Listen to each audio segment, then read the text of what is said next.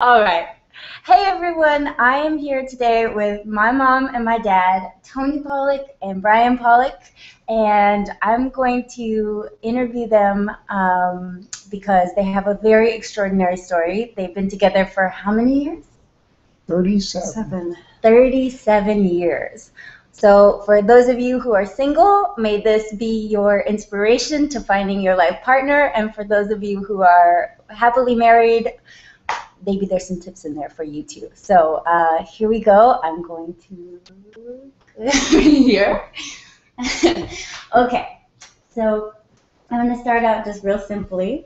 Daddy, tell me a little bit about yourself, kind of a snapshot of your upbringing.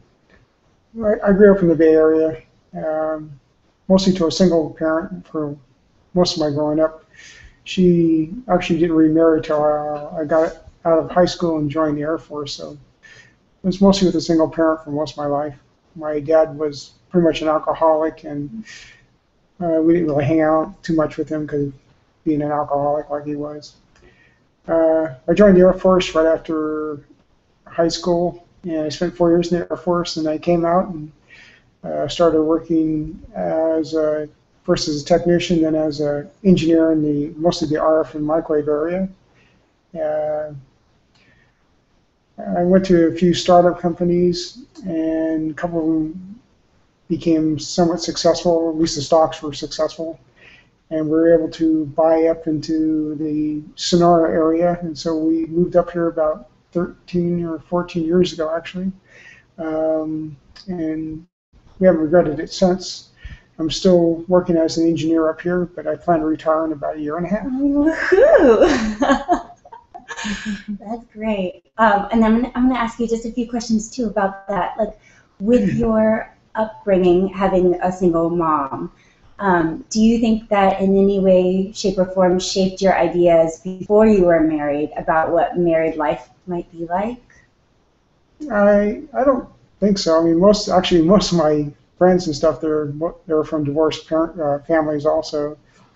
Uh, so I don't know where I got it from. But, 'cause, as I say, most people I hung out with in the same situation I was. So. So did you think a good marriage was possible? Like, did you always imagine yourself having, or were you just kind of young at the time and didn't think so much about the logistics? Yeah, I wasn't really thinking that far ahead at that time. Mm-hmm. When going into the service and stuff, coming back out, I pretty much wanted to settle down at that point. But I wasn't, sure I was going to get married right away or not. It's just happened to be that way. When we actually met in the bar, it was like I saw this girl sitting at the table and she had 2 drinks in front of her, and I sat there and watched her for about an hour, and she still had the 2 drinks in front of her. So I felt bad for her. I thought the guy stood her up. So, I went and asked if I could sit with her, and she was kind of relieved that someone would sit with her. So that's kind of how it kind of started. So we danced and stuff that night, and I asked her out, and actually the first conversation I had with her on the phone, I was kind of nervous, so I had another friend named Debbie that I always talked to on phone. We weren't, going together or anything. It was just she was just a friend, and I was so nervous I called her Debbie when I first called her. So the conversation didn't start off for a while, but she decided to give me a second chance anyway. So. And probably around, I think it wasn't any longer than about 2 months, I asked her to marry me. And, it's not, marriage is not always a perfectly smooth thing. You still got rough spots, but it happens with anybody. You're all growing up still, and you're still going your own direction a little bit. But well, we're gonna get into that, but that's a great overview. And I'm gonna actually switch over and ask Mom a few questions. Because I know that my mom has kind of the inside scoop of how she and my dad met that night too, and I think she can explain a little bit the reason why she had 2 drinks in front of her for the whole night. So why don't you tell the story? But what was going on that night, that fateful night when you met my dad? What were you doing? Where did you go? Tell me all about that night. Well, it started off, I was supposed to go out with a bunch of my friends, and I was all dressed up, ready to go, and they all chickened out on me. They chickened out. Yes, and my father convinced me to just go and have fun. Don't worry about it, just go. It was just right down the street. It was a place called The Outlook. It was in the Prune Yard in San Jose. It's a gay bar now, I think. And some people are getting lucky there. Yeah, okay. So I got my little car and I started to take off, and then I said, no, I'm not going to do this. And I pulled back in the driveway and sat there for a few minutes, and then I said, oh, yes, I can do this. I can do this. So I went, walked in. I felt so self-conscious, and I felt like, it was almost like a meat market, but I thought, oh, I'll give this a try. So I ordered 2 drinks. I had one across from me to look like I had somebody there. So I wouldn't feel a placeholder, so I wouldn't feel so silly. And I was just sitting there, and then I guess the music started, and then Bryan came over and asked me if I'd like to dance. And I had just had a bad relationship months earlier on, and so I was a little leery, but yeah, okay, I'll give this guy a chance. So I danced with him, and then I danced with some other guys, and then I danced with them some more. And as the evening went on, I said, wow, I really like this guy. He's really nice, But I was still kind of leery. So we danced and had a really fun time. And then he asked me for my number, and I almost didn't give him the right one because I was still kind of mad at the old relationship. And then I did. And like he said, he called and said, is Debbie there? And then that kind of made me go, wow, who's this Debbie now? Who's this player calling me, right? All these different women. Wow, how many girlfriends does this guy have? But anyway, I gave him a chance. And the first date we went out, and it was really fun. And I was a little nervous. And it was like after that first date, I just really liked him. And for those of you who don't know my mom very well, my mom is a very shy person. So the fact that all of these things lined up the way they did, it really, to me, is kind of indication that their relationship was made in the stars. Because my mom is very shy, generally speaking. She's outgoing, but she's also very shy. And so going out to a nightclub by herself was very unusual, right? That was the first. Oh, it's the first I've ever done anything like that, is to go out and I mean, I was so scared to death I could feel my heart in my throat almost. Yeah. So it was a big act of courage for her to go out that night, to get all dressed up and to go out there by herself, and then to say yes to a dance when she's there by herself, and then to take the leap to give him the right number, which is she could have easily, they could have missed it, and then to give him a chance when he called her Debbie. So what happened when he called you Debbie? I was kind of shocked, but then I said, well, and he kind of explained a little bit, I'm sorry, and so I said, I'll give him a chance. Well, the first night that I went out with him, after I got home, I couldn't even sleep that night. I was so excited how nice he was. I mean, he was just so different from the other guys. He wasn't a drunk, staggering all over you, but, saying a bunch of lies. He was real. He was for real. He was a very real person. He was very kind. Very gentleman. I mean, he was like nothing I've ever dated. I mean, he was just so special. So I went home that night. I couldn't even sleep. I was so excited, meeting him. And I was even telling my dad, oh, my goodness, this guy I almost gave him the wrong phone number. And so, Daddy, because you guys dated for such a short period of time, and you saw her across the room, and you thought she was obviously attractive, and had 2 drinks, which makes it easy, right? Going for the kill. But what was it about that dating experience that was different from dating other women or experiences you had before? Not that you have to. Well, at that point, I don't think it was much different. It was just, just getting a second date was a good sign. Right? Oh, yeah. So, but no, I don't think it was any really different at that point. It was, I didn't have any, future plans at that point. No, you didn't. So, I think gotten out of the Air Force maybe about 3 or 4 weeks. I was still still kind of green, and a couple of months before that, a friend of mine and I were driving out by Beale Air Force Base on Highway 20, and my friend was driving. He was driving too fast, and we went off the road, and he flipped over, and he got killed. So I was still kind of traumatized actually from that. So it was, it was a kind of a hard year for me. And so, I didn't really have any future plans at that point. Yeah, and for those of you who don't know, my dad was only like 20, you were only 22, 23 at the time, 23, right? yeah. Yeah, so you were just a puppy. And then having these big life experiences, just getting out of the Air Force and then losing your best friend. Yeah, I think I just had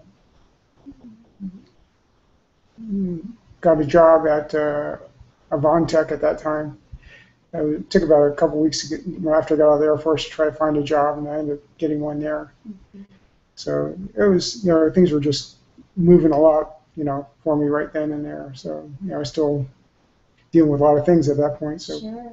So when did you feel like you were emotionally ready, or when was it inside of you that you recognized, like, oh, I actually think I want to marry this woman, like go into that commitment? Well, we dated it like every night anyways. After that first date, we basically saw each other every night or talked to each other on the phone. So, it just kind of worked itself over time, and it was a short time, but then again, we had put a lot of hours in. So. Big initial investment. Yeah, actually having my mother waiting up for me because I came in so late. What would you do all night long, kind of a thing. We put the hours in, so it wasn't like, a lot of people take a couple weeks, go out for the next date or something. But we were dating quite a lot at that point. So. But how did you guys know that you were compatible? Like, what were some of the indications that it took things about just 7 or 8 years after we got married. I'm serious. Yeah, I believe you. You just got to learn to be flexible. Well, not only that, I just think that we had a lot of fun together. And and there was little bumpy roads at the time, but not for very long. I really can't say I looked back. Maybe the first year might have been a little tough because you're living with somebody and you each have your own little habits and things. But it's sort of like we just molded into each other. As time went on. It just really just kind of blended right in there. So I'm going to ask you guys about the actual married life, but before we get into that, how did the proposal go? Where was it? How did it go down? Well, there was a restaurant. I forget the name of it. Actually. Villa Felice. Oh, Villa Felice. Yeah, it was a pretty nice restaurant in Los Gatos, so I took her there, and that's basically I asked her there to get married at that point. During the date. During a date, and in your preparation for it, did you talk to your buddies about it? Like, where you're like, oh, I'm gonna go get the ring. I'm gonna go do this thing. I'm scared. Yeah, most of my friends were like, don't do it. Don't do it. I wouldn't count for your friends for support. I wouldn't say my friends were very supportive or anything. And these are most of the friends, though, that had also come from divorced families and stuff, right? They had pretty good even we're having you, they weren't real supportive. Oh, yeah, they were terrible. It was like, life is over with, kind of. Yeah. Now you're going to have a kid, you're never going to be able to do anything. You might as well shoot yourself. That's what 35 years later, you can't agree more, right? Yeah, I wouldn't count on your friends for 100% support, whatever your decision are. You have to make your own decision. It's, you got to make the call. And then they'll get over it. Yeah, and they did. And they did. Okay, so Dad proposes to you, and then, now, other people don't know this either, but my mom was living with her parents and her siblings at the time, and so this was the first transition you'd ever made outside of your parents' house, and you had a lot of responsibilities and stuff at your parents' house. So what was it like planning for being with a man, like leaving the house and actually, setting up a new life? Were you scared? Were you excited? Oh, I was so excited. I knew that even if we had a few rough roads, I knew that, there was just something about the whole thing, I was a little bit scared, but I wasn't that frightened, I think I was ready. I wanted to have a family, and, I don't know, there was just everything just sort of seemed to happen. And then you guys moved out, the first place was a condo, right? No, actually, our Apartment. first place was a little apartment off of Newhall. Uh, yeah, it was a nice little apartment. It was very cute.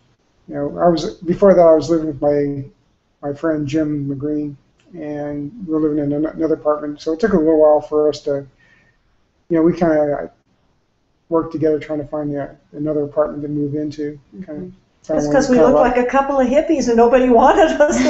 Well, actually, during that time, it was hard to find a place to rent. But, it was one of those. Wasn't favoring the people renting at that time. And it was. They were pretty strict on their rules and stuff. But we did find one, and we bought the condo after she became pregnant with you because it was an adult-only apartment. So that promoted us to try to find our first real place. So we bought a condo at that point. And you guys you didn't have plans early on in the marriage to have kids. It was just, if it happens, it happens, but there was no... Yeah, there was... We didn't get set out for, we're going to have 13 kids. Yeah, no. Actually, yeah, no. No, we just, oh, okay. Well, it's just sort of happened. We'll deal with it. It wasn't like right in the future. I mean, we didn't, say, I'd like to in a couple of years or anything like that. We just wanted to have fun and kind of get to know each other. And if it happened, it happened, So you guys had 2 years of single life or together or without kids, right? About a year and 9 months or whatever. Yeah, about a year and 8 months or so. Because after before you were born, we had 9 months to think about it. So it wasn't like so it was actually less than 2 years. And so what did you guys do in that time? Like, how did you get to know each other? Because I know you said it took about 7 years, but just in that first year before you actually started the family portion of it, what did you guys do? What did you do on the weekends, or how did you spend time together? Just everything with friends. We always went for hikes and bicycling. And even after you were born, we actually came up with the term ATB, which we stood for all-terrain baby, because we always go take you on strollers out and hiking out in the woods and stuff. And you went motorcycle riding with us, and we'd take turns watching you while we rode our dirt bikes in Hollister. And I mean, life really didn't change that much for us. I never felt like having you was an inconvenience at all. There was nothing we couldn't do with you or without you. It didn't matter. You just were so easy. So do you feel like having a kid was actually something that was a binding force, or was it hard at first? Did you ever have different parenting styles? I think it helps bind you because you both have a common goal or object to deal with. So yeah, it probably does help. Well, I'll tell you, when I found out I was pregnant and I told your dad, the sweetest face, the happiest man I have ever seen, and that's when I knew I really absolutely fell in love with him. And he was just so excited and so happy, and I mean, he just like lit up like a lamp. I mean, and that when I saw that look on his face, it was like, okay, this is all going to be good. Really is. I knew that. I mean, I just knew that. That's when I really knew that I made the right decision. Everything was wonderful, and it seemed like after that everything just went so well. And parenting skills, we always agreed that if one says no, the other one will back that person up. We're not going to turn parents against the child against each other. You didn't necessarily work with Heather, but yeah, that was the goal. She would keep saying, "Mom," but Dad said no, right? But Mom. But you always felt like a unified force, at least on the parenting Oh, front. absolutely. Yeah. And what about just having like a baby crying and all that stuff? Like, was that ever Scary, because you didn't know what was wrong. It could be any number of things. That was the scary part. But then you saw how flexible babies are. Geez, you could throw them over your shoulder, you could do this and that, toss them around, change diapers. They don't break. So it's easy now. And there was never a feeling of like, oh, I'm doing more responsibility than the other parent or something when the baby was in the. Well, I mean, A little our, bit, 'cause our he didn't roles like were a the little diaper different. thing. You know, I was, the main provider. So my job was to, Support us. work her. So she did spend more time with you, but just the way it was. Yeah. And what happened when you tried to change my diaper once, speaking of the different roles? All right, I have a tendency to gag on certain things. And that's one of them. I'm still kind of a gagger. I always do that part. That way he doesn't have to gag. Oh, honey, I'll go clean it up. Don't worry about it. So that responsibility was clear right out. Yeah, that was right off the get-go. Yeah, right. There's a few times I had to drive with my head out the window. When we picked you up and you kind of had an We accident. didn't have a chance to change it right then and there. So Okay, and then going with the idea of really starting to feel more comfortable with each other, really getting to know each other after, like, let's say a 7-year period of time, or just more time being together. What do you think changed at that point in time? So what was it that clicked into place, at least for you, where you felt? well, I don't think anything, nothing ever just like changed. I mean, you just Get to know each other. yeah, we just get to know each other, and it just. I mean, there isn't like this is a defining moment. It just sort of, you begin to, I can live with that, kind of. I mean, there are things that that that annoys you or something, but you still. I think that's that's one of the goals of a successful marriage, is learning to compromise and live with that kind of stuff. But a lot of times I think when we're sitting down and you see all these people with all these problems, and I'll look over at your dad and I'll go, I'm so glad we just have this nice, happy, peaceful home. That's the best part for me. I feel safe. I have peace in my life. Just the peace. Mm-hmm. That's the best part. Just being with him and just being at peace. Yeah. But see, I think that's something that's very unique about your relationship. Is that even growing up, I don't remember, other than like maybe a little bicker here and there. Oh, yeah, that always happens. Yeah. But there's never like an all-out fight or anything. And when I tell people that, they're like, "Well, are you sure?" I think so, as far as I know. Well, but there was never any kind of explosive fight. Well, there's nothing violent, Oh, no. We may go off and pout. Yeah, but it never lasted long, honey. Yeah. It never lasted long. Take a walk around the block. Yeah, you cool off, and then you go, I can't be mad for long. Even if you're madder than. But do you think that's because the two individuals that came into this marriage are just both people who don't like conflict and who will work it out? Like, do you think that's something people need to look out for in their? Well, I think you're saying before that she's shy. Well, I'm pretty shy too. I'm not the most outgoing person. Mm-hmm. So, yeah, I mean, maybe we're closer on that too. We don't like confrontation too much. We like to compromise. Mm-hmm. Yeah, I think it's all about compromising. I think that's the biggest thing, and never staying mad. That's the worst feeling in the whole world, is to be mad at somebody. And there's been times where we've been mad at each other maybe all night, but it goes away. But it's an awful feeling. Mm-hmm. I never liked it. You'll never find someone that's perfect. Right, that exactly. doesn't have some Issues. minor flaw or annoyance or something. Yeah. You just have to learn to live with it. And the other parts that you do like outweigh the other ones. So Always. So I was gonna say, no relationship's perfect. They all have, Yeah, you'd be lying if you said it. Yeah, you just have to have compromise and learn to live with it. Mm-hmm.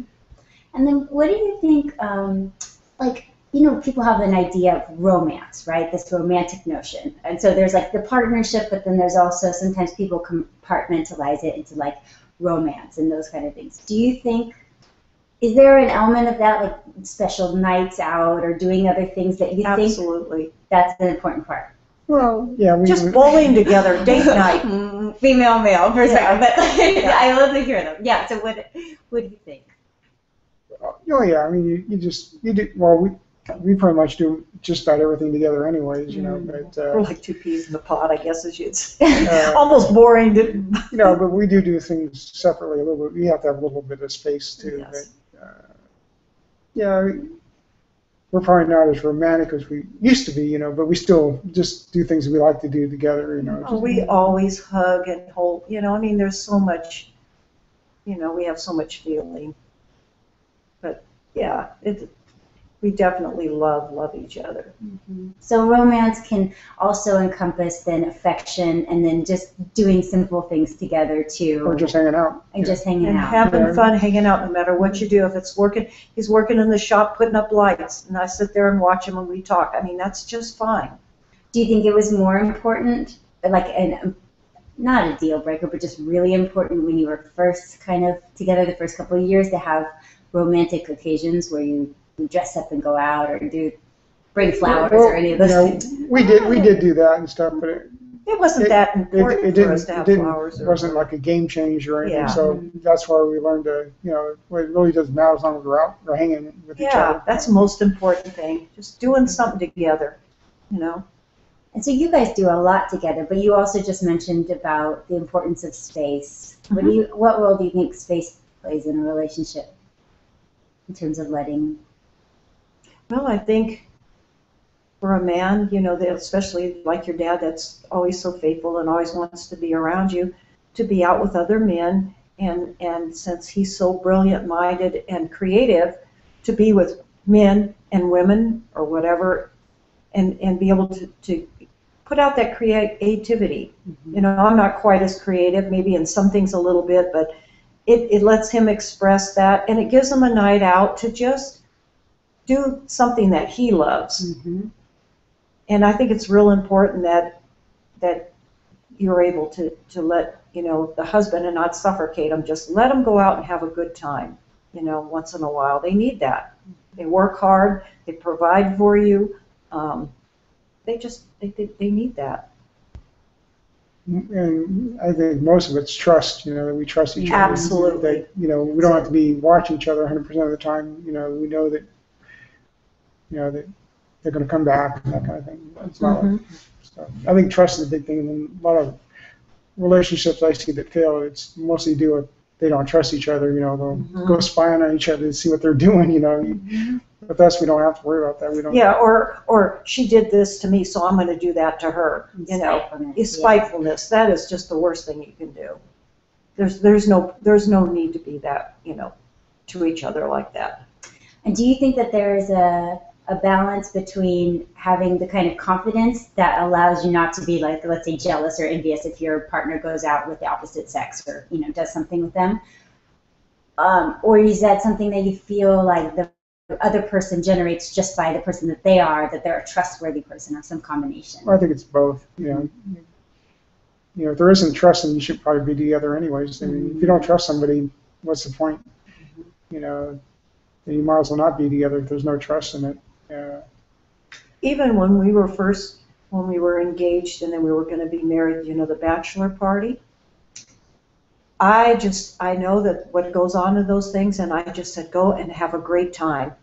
The other gals went over there and were spying on the guys, seeing what was going on. Literally. And I'm going, well, that's not good, you know? And then your dad shared everything that went on there. I mean, he didn't leave anything out. What happens in Vegas did not stay in Vegas. No. And he didn't have to tell me. He really didn't have to tell me. And he was just so upfront and honest. And I didn't care because was his big night out. And I thoroughly trusted him. That just go and have fun like you're supposed to have. And all the girls were spying in the window. When their husbands came home, they got in trouble. You know, I mean, poor guys, they were brutalized, you know. I mean, that's just not right. I don't know about brutalized, but definitely spied on. Yeah. They're not together anymore. Yes, that's right. Yeah. Yep. Actually, none of them are. Well, just one. Jinsu? Yeah, Steve and Patty are still together because it was his bachelor party, so it didn't matter at that point. Yeah. So do you guys know other couples that have been together for a long time too? Like, what would you say are some of the like Chris and Andy, maybe? Yeah, my cousins and my aunt and uncle have been together for Dick and Roe, yeah, for is it 50 years coming up, or is it? Oh no, I think it's more than that. I think it might be 50 years for my. you know, my aunt and uncle, they've been together for quite a long time, and my cousins all have pretty long relationships, and my stepbrother, Steve and Nancy, they've been together. Larry probably, and Kathy. They're probably, Steve and Nancy are probably like 45 years or something. Probably. Oh, I think it was longer than that. Didn't they go on to Thailand or something for their? I'm not sure I if think they. they've been married longer than us, right? Well, they've been married longer than us, but I don't think it's. Well, I think it's not sure if it's 50 year yet. I think it might be 45 or Could something. be, yeah, something like that. Brett and Marcia. Yeah, Yeah, I mean, they're there's a lot of people we do know that have long relationships. And I'd say it's probably about a half and a half. Mm-hmm. And do you think peering into other relationships, like the relationships that last a long time, do you feel like there's common qualities, or sometimes do you look at those relationships and say, like, I really don't know how it works that long, but it works for them? Like, Well, I think that they all trust each other. I really think trust is the biggest thing, because everything that I see that's failing is usually due to a lack of trust. I don't know what she's doing. She had a strange phone call, and I looked at her email, blah blah blah, and that Yeah, kind of stuff. You know. or she goes in her room and closes the door every time her cell phone rings. Who's she talking to? She doesn't have any friends. suspicion. Yeah, it's awful. Yeah, I was to say, what's the point of being together if you Yeah. can't trust somebody? And you know, Dick and Ro, my aunt and uncle, they they trust each other, and they're like us too, where they hang out mostly together anyways. Yeah, they do everything But- together. Yeah, I think just trust is the biggest issue. And same with Steve and Nancy. Steve goes to games and stuff, and Nancy does things with her friends and her sister and stuff. But they still trust each other as is the main goal there. And I think trust is a big thing. Trust is the biggest thing. So trust being a huge thing. When somebody, how do you think people? Do you think it starts off early on? So like if somebody's dating, they should kind of already have that sense of trust built, or is that something that really builds over a long relationship? Well, I think trust has to start with yourself. Well, number one, you're not dependent exactly on everybody, for your feelings and stuff. So if you trust in yourself, and if you start off trusting your partner or your wife, that if you keeps that, and there's no reason to doubt her, why would you? I don't know. I think it just develops over time.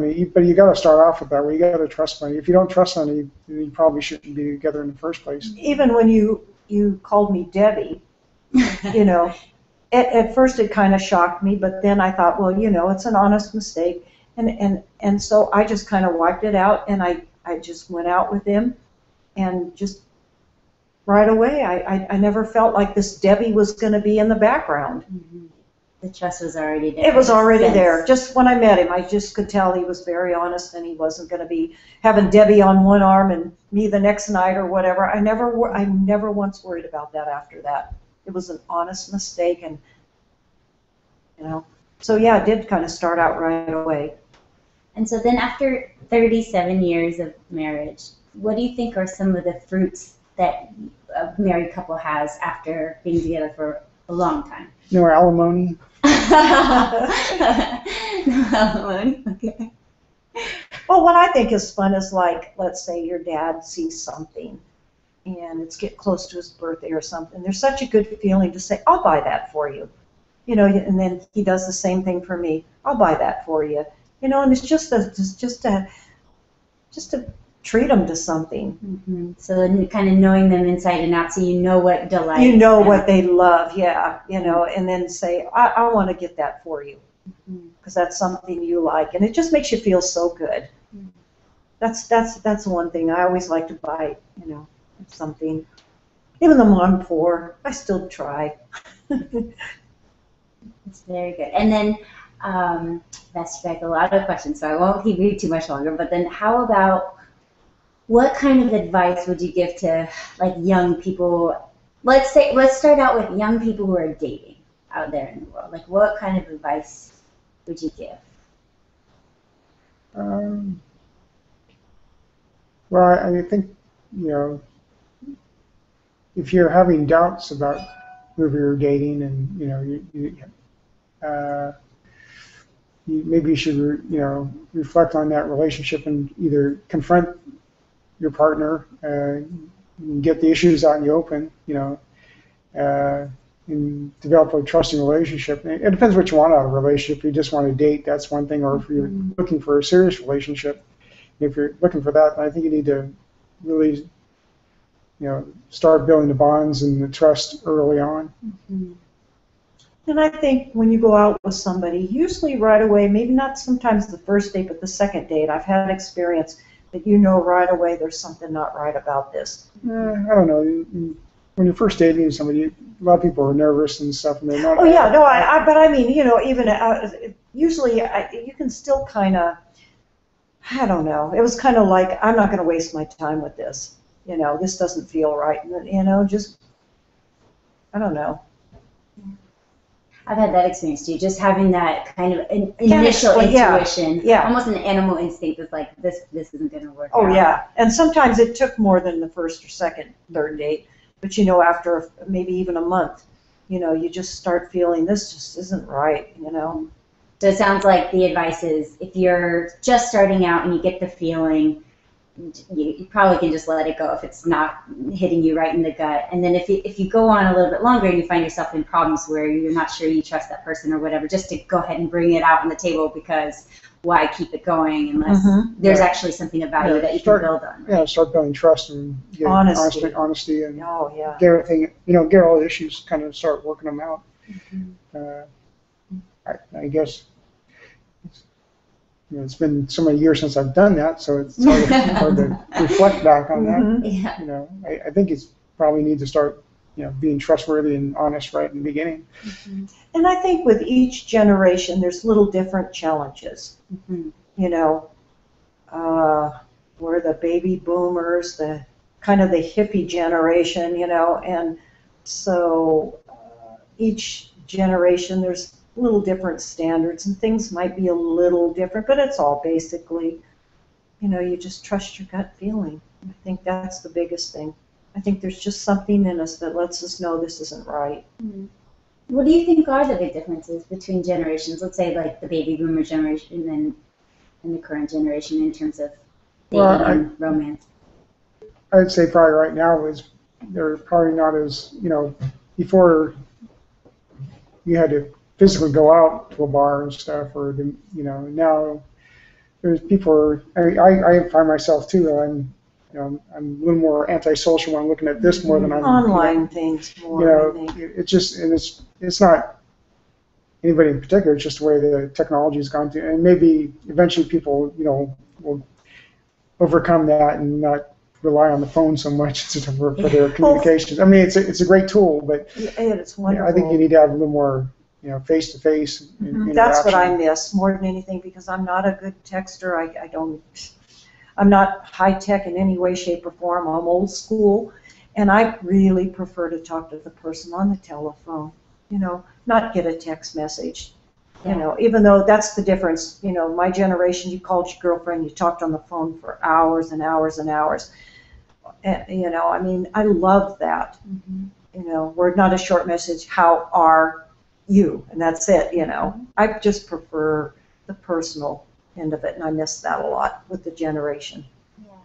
Yeah, I do think that's something that is a big question mark for people of this generation for sure, because in some ways we're much more socially plugged into each other, and the network is wider, and so it's attractive, and then it can feel over time, at least for me personally, it feels like it lacks some of the depth, and it's a little distracting from just one-on-one interactions. Well, I think that might be it. It promotes ADD behavior, attention deficit disorder for everybody you're talking to. It's a little less one-on-one. Well, I think there could be a happy medium. Sure. I really do. I think there could be, instead of texting maybe once a month, let's just talk on the phone. Let's just talk to each other, or go, well, you probably do that. You go to a coffee shop and socialize with a friend for maybe hours. It's still so nice to be connected and face to face. I just love that. you know. So, any last words for our audience? Our audience of one. Your audience, just wisdom Well, for love. probably if you're single and you're going out, probably don't take your friends with you. Just go by yourself. Oh, you really? Well, the reason why is because if you have friends there, then you rely on your friends for companionship or talking to somebody. But if you go out by yourself, you're going to be more motivated to interact with other people. So I suggest always going out on your own, and I think it will work better for you. If you go with your friends, you don't have to talk to anybody else. No, that's true. And also too, I think, just with most people, not to try so hard, just to go out and just enjoy yourself, and don't be trying to look for that person. Just go out and have fun, whatever you do, and it will come. It's there. Everybody at some point in time, hopefully, will have somebody, and it's just there. But I think a lot of times people try too hard, and they feel like, because I know I was that way too a little bit when I was younger. All my girls in high school back in the 60s, oh my goodness, they were engaged, and here I am, Miss Lonely the Lonely, and I just felt like I was going to be an old maid and stuff. But then when I just didn't worry about it, it just sort of everything happened to dating, and maybe they weren't the right person, but I just never tried that hard after a while. Just let it happen. Yeah, so let it be organic, or if you're going to try, just go ahead and put yourself out there in a way that makes you more accessible, so you're not hiding behind your friends or behind your Right. Or 2 drinks. Well, or 2 drinks. Yeah, I mean, that took, for me, that was the hardest thing I think I have ever done in my entire life, was to go out that night without my friends. And, I was all dressed up. I didn't want to waste all of this. I spent a lot of time, and I mean, I chickened out, I don't know how many times, just, should I go, shouldn't I go? And I sat there, and then finally I just said, oh, just go for it. And I was scared to death, but after I did it, it was one of the best evenings I ever had, And I was glad nobody else was there, actually. Okay, well, you guys, thank you so much. You brought so much value. There's so many pearls of wisdom in there for everyone. Thank you so much for letting me. All right. Yes. Bye, honey. Bye, honey. Bye, honey. Yes. Stop that broadcast. Oh, almost.